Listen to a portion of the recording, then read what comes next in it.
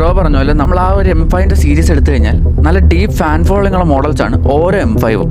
അതുകൊണ്ട് തന്നെ ഇനി വരുന്ന കുറച്ച് വീഡിയോസിൽ ആ ഒരു ലൈനപ്പിനെ കുറിച്ച് കുറച്ച് സംസാരിക്കാൻ ഞാൻ കരുതി. ഇന്ന് നമ്മൾ M5 കാണുന്ന ആ ഒരു 700+ ഹോഴ്സ് പവർ എത്താൻ BMW ഒരുപാട് കാലം വേണ്ടി വന്നിട്ടുണ്ട്. 1985 ആദ്യത്തെ M5 ലോഞ്ച് ചെയ്യുമ്പോൾ അതുവരെ ഇല്ലായിരുന്ന ആ ഒരു fastest super car sedan segment ആണ് BMW കൊണ്ടുവരുന്നത്. 1985 E28 BMW കൊണ്ടുവരുന്നത്. അതായിരുന്നു M5 ലൈനപ്പിലെ ഫസ്റ്റ് കാർ. പിന്നീട് വന്ന എല്ലാ M മോഡൽസിനും ഈ കാർ ഇൻസ്പിറേഷൻ ആയിട്ടുണ്ട്. 85 തന്നെ നടന്ന ആംസ്റ്റർഡാം മോട്ടോർ ഷോയിലാണ് ഈ കാർ ഫസ്റ്റ് ഇൻട്രൊഡ്യൂസ് ചെയ്യുന്നത്. E28 ഷാസിയിൽ നമ്മുടെ ആദ്യത്തെ M1 അപ്ഗ്രേഡഡ് എഞ്ചിനാണ് BMW തന്നിട്ടുള്ളത്. ഒരു 280 HP പ്രൊഡ്യൂസ് ചെയ്യുന്ന 3.5 ലിറ്റർ ഇൻലൈൻ 6 സിലിണ്ടർ എഞ്ചിനാണ് E28 അന്ന് കൊടുത്തിട്ടുണ്ടായിരുന്നത്. E28 M5 ഇറങ്ങുമ്പോൾ വേറൊരു കാര്യം കൂടെ ഉണ്ടായിരുന്നു. ഈ ഒരു M5 ആയിരുന്നു അന്നത്തെ ഫാസ്റ്റസ്റ്റ് പ്രൊഡക്ഷൻ സെഡാൻ. കാരണം ഔഡിക്കോ മെർക്കിനോ ഒന്നും തന്നെ അന്ന് ഈ സെഗ്മെന്റിൽ കാറുകളില്ലായിരുന്നു. ഇതിന്റെ സ്പീഡ് കമ്പയർ ചെയ്യാനാണെങ്കിൽ നമ്മുടെ ഫെറാറി 328 V8 ഫാസ്റ്റർ ആയിരുന്നു.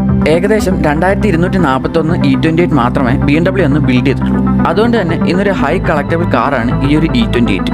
അങ്ങനെ നമ്മൾ ഇന്ന് കാണുന്ന ഈ ഒരു സൂപ്പർ സെഡാൻ സെഗ്മെന്റിന് തുടക്കമിട്ട ആദ്യത്തെ കാറായിരുന്നു ഈ ഒരു E28.